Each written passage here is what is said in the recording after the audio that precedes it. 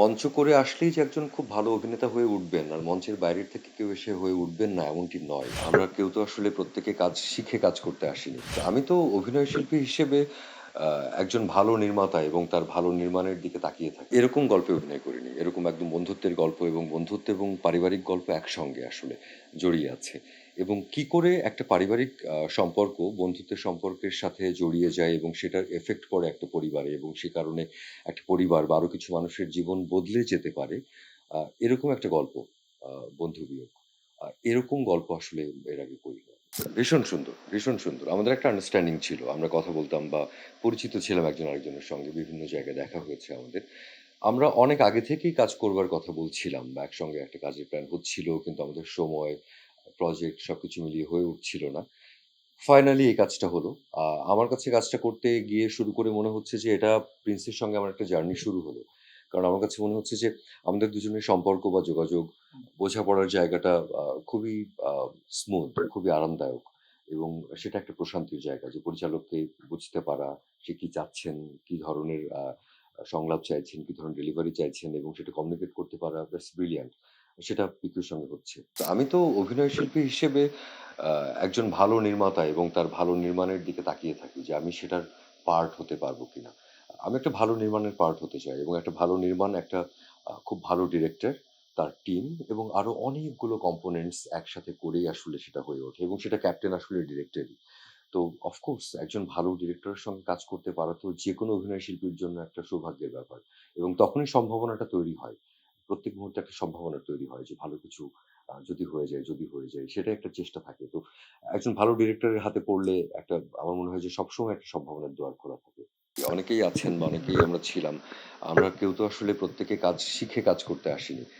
আমরা করতে, শিখতে আ করা শুরু করেছি বা সবাই করছি। সেক্ষেত্রে তো পরিচালকদেরকে আমরা প্রতিনিয়তই দেখি যে কখনো আমাদেরকে, কখনো নতুন শিল্পীদেরকে প্রতিনিয়তই তো বলতে হচ্ছে, কারেকশন দিতে হচ্ছে বা কোন ধরনের সাজেশন দিচ্ছে। তো সেক্ষেত্রে তো অফকোর্স একটা একটা গল্প বা একটা লেখনী, একটা চিত্রনাট্য সেটার পরে পরিচালক কিভাবে সেটা আসলে পর্দায় আনতে চান, সেটা তো আসলে তার নির্দেশনাতেই হয়। তো সেক্ষেত্রে অফকোর্স তিনি তো অভিনয় শিল্পীকে এক ধরনের গড়ে তোলেন ওই চরিত্রটার জন্য। তো অফকোর্স সেটা সত্যি। মঞ্চ করে আসলেই যে একজন খুব ভালো অভিনেতা হয়ে উঠবেন আর মঞ্চের বাইরের থেকে কেউ এসে হয়ে উঠবেন না এমনটি নয়। মানে আমি ব্যক্তিগতভাবে বিশ্বাস করি যে আ অনেকেই আছেন আমাদের ইন্ডাস্ট্রিতে যারা হয়তো মঞ্চে কখনো কাজই করেননি। কিন্তু তারা দুর্দান্ত অভিনেতা।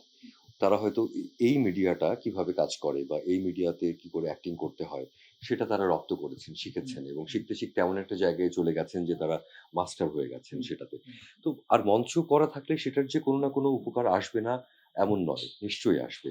অভিনয় এমন একটা জিনিস, এমন একটা শিল্প সেটা আমার মনে হয় যে আমাদের যাপিত জীবনে যত এক্সপেরিয়েন্স, যত দেখা, যত জানা, যত শোনা এই সবকিছুর কোনো না কোনো প্রভাব থাকেই। সেটা যেকোনো চরিত্রায়নের ক্ষেত্রেই আমার দেখাশোনার এটার প্রভাব এটার মধ্যে থাকবেই এবং তারপরে সেটা আমি কতটা দক্ষতার সঙ্গে সেটা ফুটিয়ে তুলছি। তো সেক্ষেত্রে এটা একটা আলাদা দক্ষতা। মঞ্চ করে আসলে নিশ্চয়ই একটা অ্যাডেড একটা বেনিফিট থাকে। কিন্তু সেটা না করেও সেটা উতরে যান অনেকেই। সেটাও একটা ব্যাপার।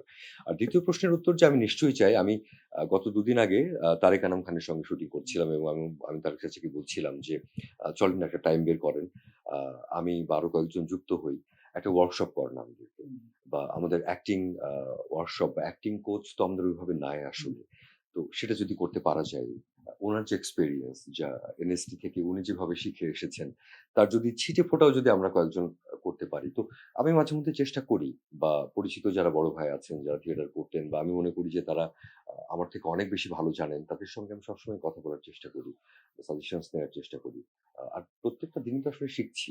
আ এটার তো আসলে শেষ নাই। আমার তো মনে হয় যে আমি যখনই আমার কোনো প্রোডাকশন দেখি টেলিভিশনের পর্দায় বা YouTube এর পর্দায়, দেখলেই আমার মনে হয় যে এটা কেন এরকম হলো? কেন এরকম হতে পারত, আরো এরকম হতে পারত। তো আমি বলছিলাম যে সেই আক্ষেপটা যদি একটু কমে, সেভাবেই পারফরম্যান্স করতে চাই। আক্ষেপটা যাতে কম হয়, যাতে কম খারাপ করি। তো সেজন্য শেখার কোনো বিকল্প নেই তো আসলে।